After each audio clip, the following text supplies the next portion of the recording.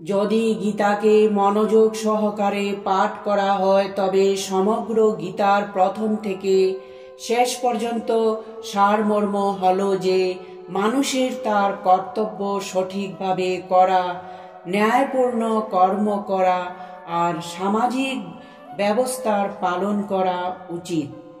ভগবান শ্রীকৃষ্ণ জ্ঞান সাগরকে 18 অধ্যায় এবং 700 শ্লোককে গীতারূপী সাগরে পূর্ণ করে মানব জাতির কল্যাণের পথ দেখিয়েছেন। সত্য হল এটি মানব জীবনের সমস্ত সমস্যার সমাধান এবং উত্তম মার্গদর্শক।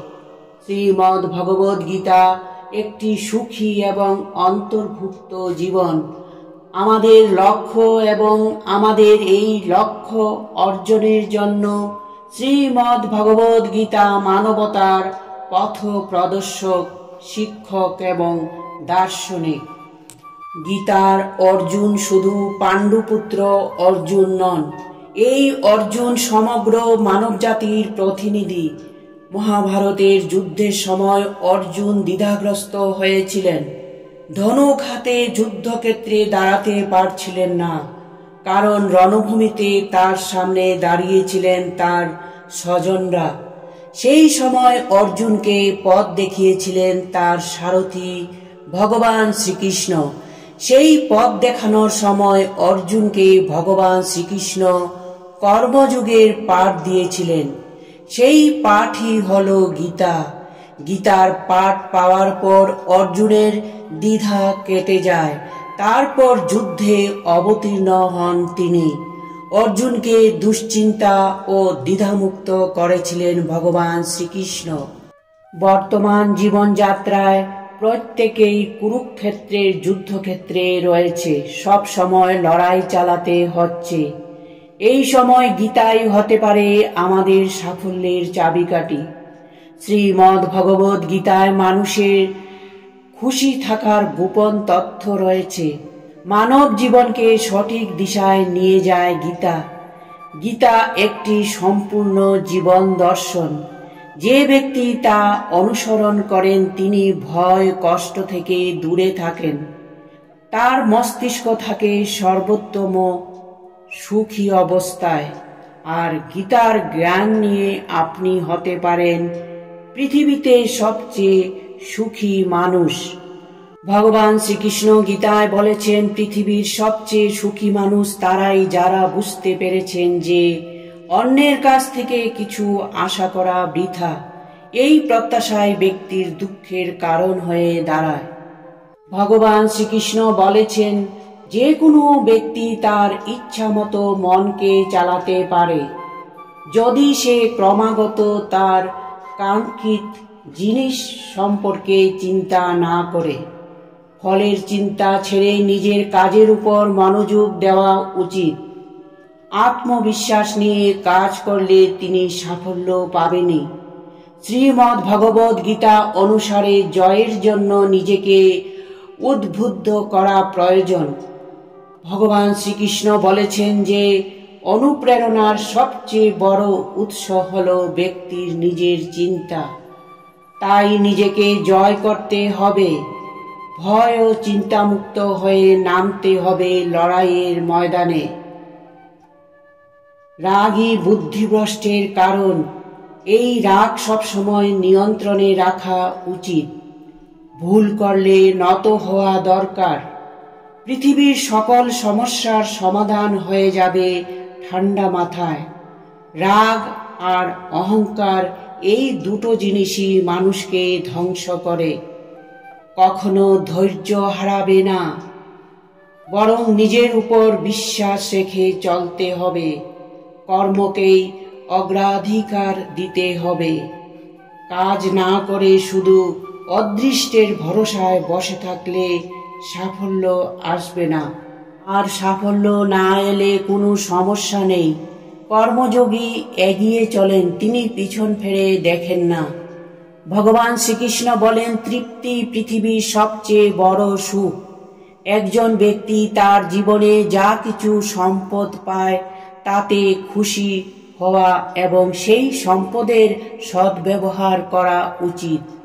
সেই অর্থের কিছু অংশ দান করে ধর্মের নামে ব্যয় করলেই সুখ পাওয়া যায়। সুখে অনেক সঙ্গী পাওয়া যায়, কিন্তু সত্যিকারের সঙ্গী শুধু দুঃখে পাওয়া যায়। জীবনের একমাত্র জিনিস যা প্রতি মুহূর্তে এবং প্রতিবার উপযোগী তা হলো ভগবান এবং সদ্গুরুর দেওয়া গুরুমন্ত্রের জপ। একবার জঙ্গলের রাজা গজরাজ সপরিবারে এক দিব্য হ্রদে স্নান করতে গিয়েছিলেন। গজরাজ স্নান সেরে হ্রদ থেকে বের হতেই তার পা জল থেকে বের হতে পারল না। গজরাজ জলের দিকে তাকিয়ে দেখে একটি কুমির তার চোয়ালে পা চেপে ধরেছিল। উভয়ের মধ্যে তুমুল যুদ্ধ হয়। এইভাবে যুদ্ধ 15 দিন চলতে থাকে। তখন গজরাজের ছেলেরা তার পিতাকে বলল, আমরা বাড়ি যাচ্ছি, বাড়ির দেখাশোনাও তো কাউকে করতে হবে। 1 মাস যেতে না যেতে স্ত্রীও সেখান থেকে চলে যেতে লাগলো। তখন গজরাজ বলল, আজ আমি এত কষ্টের মধ্যে আছি, আর তুমিও আমাকে ছেড়ে চলে যাচ্ছ। বিয়ের সময় তো তুমি বলেছিলে 7 জন্ম তোমার সঙ্গে থাকব। দুঃখে কেউ সাথে থাকে না। গজরাজ সমস্ত চেষ্টা করে যখন ক্লান্ত হয়ে পড়ে এবং তার মৃত্যু ঘনিয়ে আসতে দেখে, সে চিৎকার করে ভগবান বিষ্ণুর কথা স্মরণ করে ভগবানকে ডাকতে থাকে। ভক্তের চিৎকার শুনে গজরাজকে বাঁচাতে ভগবান বিষ্ণু গরুড়ে চড়ে আসেন আর সুদর্শন চক্র দিয়ে কুমিরটিকে হত্যা করে তার প্রাণ বাঁচান। এই কথার অর্থ হলো একমাত্র ভগবান ছাড়া আমাদের কেউ নেই। গীতায় বলা হয়েছে ভগবান কখনো কারো ভাগ্য লেখেন না। জীবনের প্রতিটি মুহূর্তে আমাদের চিন্তা ভাবনা, আমাদের আচরণ এবং আমাদের কর্ম আমাদের ভাগ্য নির্ধারণ করে। ভগবান শ্রীকৃষ্ণ বলেন, যে ভক্ত মৌন থাকে এবং আমার প্রতি বিশ্বাস রাখে, তবে মনে রাখবে আমি নিজেই তার বিশ্বাসের উত্তর দিয়ে থাকি। গীতার মতে কেউ আপনার ভাগ্য ছিনিয়ে নিতে পারবে না।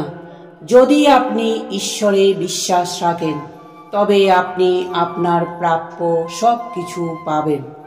ভগবান শ্রীকৃষ্ণ অর্জুনকে বলেন, হে অর্জুন, সুখ দুঃখের প্রতি যাদের অনুভূতি সমান, অর্থাৎ যারা সুখ দুঃখে সমান থাকে, যাদের মন স্থির, তারাই মোক্ষ লাভ করে। আমাদের প্রত্যেকের সুখ দুঃখে সমান হওয়া উচিত এবং শান্তির সাথে সমস্ত পরিস্থিতির মুখোমুখি হওয়া উচিত। ভগবান শ্রীকৃষ্ণ বলেন, মানুষের জীবনে সুখ ও দুঃখ দুটোই আসে। কোথাও সুখ বেশি, কোথাও দুঃখ বেশি, আবার কোথাও সুখ কম। তাই একজন মানুষের উভয় অবস্থাতে একই থাকা উচিত। সাংসারিক বন্ধনের ঊর্ধ্বে উঠতে হলে আমাদের দুঃখ সহ্য করতে হবে এবং পরিস্থিতির মোকাবেলা করতে হবে। আমাদের কখনোই সুখ বা দুঃখে ডুবে থাকা উচিত নয় যে এই সত্যটি আমরা হারিয়ে ফেলি যে সুখ বা দুঃখ পরিবর্তনশীল। ভগবান শ্রীকৃষ্ণ বলেন, এ সবই মায়ার এক অংশ। সুখ এবং দুঃখ একজন ব্যক্তির জীবনের বাহ্যিক দিক, যার উপর আমরা কখনোই সম্পূর্ণ নিয়ন্ত্রণ রাখতে পারি না। আমাদের প্রত্যেকের ভগবান শ্রীকৃষ্ণের প্রতি ভক্তি রাখা উচিত। যে মানুষ নিজের সংকল্পকে দৃঢ় রাখতে পারে, সে সহজেই যে কোনো যন্ত্রণাকে জয় করতে পারে। সেই ব্যক্তি নিজেকে সুখ ও স্বর্গরাজ্যে প্রতিষ্ঠিত করতে পারে এবং নিজের আত্মা সম্পূর্ণরূপে মুক্ত করতে সক্ষম হয়। সবসময় মনে রাখবেন, আপনার ভালো কর্ম কখনো বিফলে যায় না। যে কাজটিতে ব্যর্থ হবেন সেটি বারবার চেষ্টা করুন আর নতুনভাবে করার চেষ্টা করুন। তবেই একদিন না একদিন আপনি সফল হবেন। নিজের মন এবং আত্মাকে শুদ্ধ রাখার চেষ্টা করুন। নিজেকে সব সময় লোভী জিনিস থেকে দূরে রাখুন। নিজের চিন্তা ভাবনাকে সব সময় আরও বেশি ভালো ও বড় করার চেষ্টা করুন। আপনার যা জ্ঞান আছে সেটির মাধ্যমেই নিজেকে প্রতিষ্ঠিত করার চেষ্টা করুন। অন্য মানুষের দ্বারা প্রভাবিত হবেন না। অতীত নিয়ে দুঃখ করার কিছু নেই, কারণ সে সময় তো চলে গেছে। আর ভবিষ্যৎকে নিয়ে চিন্তা করে কোনো লাভ নেই, কারণ সে তো আগামী। বর্তমান সময়কে কাজে লাগাও। বর্তমানকে ভালো কাজে লাগালে ভবিষ্যৎ এমনিতেই ভালো হবে। যা ঘটছে সেটা ভালোর জন্যই ঘটছে। হয়তো সেটা কিছু সময়ের জন্য খারাপ লাগতে পারে, কিন্তু এতে হতাশ হওয়া উচিত নয়, কারণ তোমার জন্য হয়তো ভালো সময় অপেক্ষা করছে। সব সময় সর্বশক্তিমানের উপর বিশ্বাস রাখুন। ভগবদ্গীতায় বলা হয়েছে, ধ্যান করলে মানুষের শান্তি লাভ হয়, ইচ্ছা শক্তি বাড়ে, জীবনের লক্ষ্যের প্রতি একাগ্রতা আনে। কখনো আমাদের অর্থের দাস হওয়া উচিত নয়। মনে রাখতে হবে, আমরা যা উপার্জন করি না কেন সেটা চিরকাল আমাদের থাকবে না। এটা আমাদের একমাত্র আত্মার সন্তুষ্টি ও তৃপ্তির জন্য করে থাকি। কখনো কোনো রকম আশা বা কামনাকে প্রশ্রয় দিলে লক্ষ্যভ্রষ্ট হওয়ার সম্ভাবনা বেশি থাকে।